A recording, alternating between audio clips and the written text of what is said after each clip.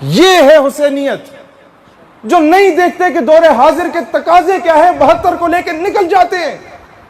یزید پہ لان دان تو بھیج دیں، ہمارے حکام بالا بھی یہ کریں، 70 سالوں سے لوگ چینج ہوتے آئے اور یہی کام کریں، لیکن سب نے اپنے اپنے وقت میں وقت کے یزید کے ہاتھ پہ بیعت کی ہوئی ہے۔ ڈاکٹر عافیہ کو بیچنا کیا یزیدیت کے ہاتھ پہ بیعت نہیں ہے؟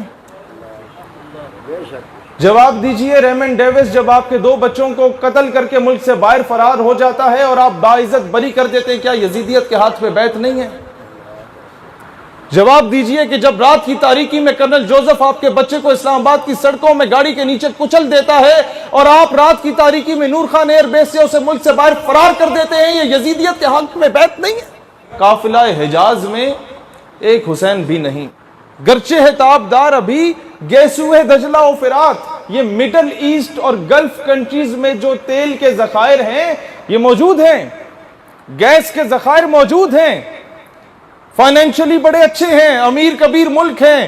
آپ کے پاکستان، بھارت، بنگلہ دیش کے لوگ وہاں نوکریاں ڈھونڈنے جاتے ہیں۔ مسلم ممالک بڑے طاقتور ہو گئے پیسے میں، لیکن کیا ہے، عورت اور شراب کے عادی ہو گئے۔ قافلہ حجاز میں ایک حسین بھی نہیں۔ کانسیپٹ کیا ہے حسینیت کا؟ سال کے بعد محفل کرانا، ہمارے ساتھ مل کے نعرے لگانا۔ جب آپ مسجد میں جہاد کا ذکر کریں، اگلے دن امام صاحب غائب ہوتے ہیں، پرچے کٹنا شروع ہو جاتے ہیں۔ آج آپ غیرت کی بات کریں، پرچے کٹنا شروع ہو جاتے ہیں۔ امریکہ میں جا کے آپ جو مشائخ گئے ہیں ان سے پوچھئے کہ آپ وہاں پر بریلوی دیوبندی کے اختلاف چھیڑیں، وہ خوش ہوں گے، آپ قادیانی کو رگڑا دیں وہ فوراً آپ کو ڈیپورٹ کریں گے۔ یہ تلخ حقائق ہیں، کیونکہ انہیں پتا ہے کہ ہمارا لے پالک بچہ کون ہے اور وہ کس طریقے سے ہم نے اسے پلانٹ کرنا ہے، سسٹم میں گھسانا ہے، اور کون کون سے بڑے بڑے محکموں میں بٹھا دینا ہے اور پورا سسٹم کو تبدیل کرنا ہے۔ یہ لوگ نعرے لگائیں۔ اور تیسرا، اغوانیوں کی غیرت دین کا ہے یہ علاج۔ میں کراچی میں گیا، میں ملا عبد الغنی کے علاقے میں جا کے دیکھا، میں نے وہاں کے علاقے کے پشتونوں سے خطاب کرتے ہوئے کہا، میں نے کہا اسی علاقے سے اسے اٹھا کے لے کے گئے تھے، داڑھی سے کھینچ کے گھسیٹ کے لے کے گئے تھے امریکہ میں۔ آج امریکہ اسی ملا عبد الغنی کے آگے ہاتھ جوڑ کے کھڑا ہوا ہے کہ یار امن مذاکرات کر لو ہمارے ساتھ۔ کیا ہے؟ اللہ کو پامر دیے، مومن پہ بھروسہ، یہ حسینیت ہے۔ ابلیس کو یورپ کی مشینوں کا سہارا، کافر ہے تو شمشیر پہ کرتا ہے بھروسہ، مومن ہے تو بے تیغ بھی لڑتا ہے سپاہی۔ یہ ہے حسینیت کا کانسیپٹ۔ اور پھر اقبال بھی اسے کیا خوبصورت انداز میں بتاتا ہے کہ مرد درویش، مرد کلندر کی پہچان کیا ہے، کہ مرد حر محکم زورد لا تخف۔ کیا ڈیفرنس ہے مجھ میں اور اس میں؟ بحیثیت امت ہمارا کیا حال ہے اور مرد درویش اس مرد مجاہد کا کیا؟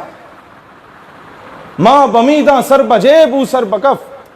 جب میں سر کو جیب میں لے کے پھر رہا ہوتا ہوں بچانے کے لیے کہ کوئی آگے گولی نہ مار دے، وہ سر بکف پھر رہا ہوتا ہے۔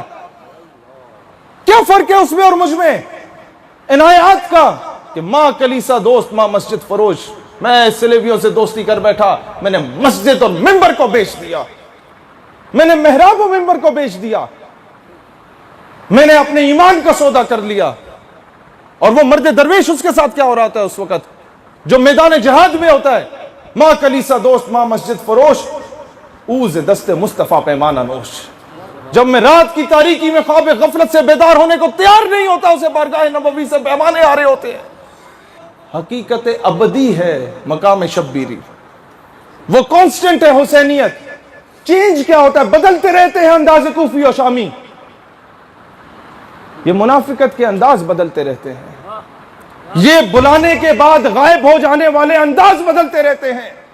کہ بڑے بڑے لوگ بول رہے ہوتے ہیں کشمیر میں میدان کربلا برپا ہے۔ میں نے اس سے پوچھ لیا حکومتی نمائندے سے، میں نے کہا اچھا کشمیری حسینی ہے؟ کہتا ہے ہاں۔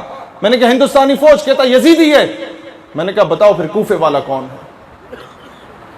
نہیں سمجھا؟ خاموش امت ہمیشہ کوفے کا کردار ادا کرتی ہے۔ دوستان ذی وقار، ہم لوگ جب تک گٹوں میں بیٹھے رہیں گے نا انگریزوں کے کتے لہنانے والوں کے، کشمیر کی بہن کے سر سے جو دوپٹہ کھینچا گیا وہ واپس نہیں آ سکتا۔ میں پچھلے ہفتے کراچی گیا، ڈائریکٹ لینڈ کرتے ہوئے ڈاکٹر عافیہ صدیقی کے گھر گیا۔ اس کی بہن اور ان کی والدہ نے مجھے یہ کہا کہ جب رسول اللہ صلی اللہ علیہ وآلہ وسلم ڈاکٹر عافیہ صدیقی کے خواب میں آئے، آخری ملاقات میں اس نے ہم سے یہ بات بتائی، تو وہ رو پڑی کہ یا رسول اللہ علیہ السلام یہ کب تک میرا امتحان ہوگا؟ مجھے جج کہتا ہے کہ تمہیں برہنہ ہو کے آنا ہے عدالت میں اور قرآن پاک کے اوپر پاؤں رکھنے ہیں۔ یہ میڈیا پہ کئی مرتبہ اینکر پرسنز کہہ چکا یہ بات، کب تک میرا امتحان ہوگا؟ انہوں نے کہا تم تو امتحان میں پاس ہو۔ اس نے پھر کہا میں کب تک قید رہوں گی؟ رو پڑی۔ کہتے رسول اللہ علیہ السلام نے جواب دیا کہ تم تو پاس ہو، امت کا امتحان ہے۔ حقیقت خرافات میں کھو گئی، امت روایات میں کھو گئی۔